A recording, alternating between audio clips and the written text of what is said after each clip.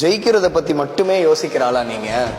இப்போ இந்த வீடியோ உங்களுக்காக தான். நம்ம லைஃப்ல ஜெயிக்கிறது எவ்வளவு முக்கியமோ அதே மாதிரி தோல்வியை ஏத்துக்கிறதும் அதை விட ரொம்ப முக்கியம். இந்த உலகத்துல மனுஷனா பிறந்த எல்லாத்துக்குமே ஜெயிக்கிறது ரொம்ப பிடிக்கும். ஆனா இங்க இருக்கிற பாதி பேரு ஜெயிக்க மாட்டோன்ற பயத்திலேயே போட்டியில கலந்துக்காமலே விட்டுறாங்க. நான் சொல்றத நல்லா கேட்டுக்கோங்க.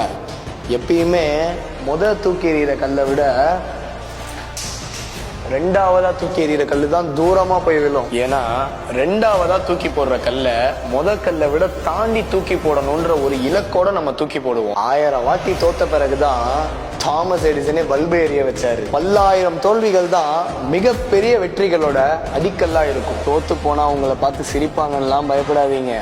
ஏன்னா நீங்க ஜெயிச்சா உங்களுக்கு கை தட்டுறதும் அதே கும்பல் தான். தைரியமா ஆரம்பிங்க.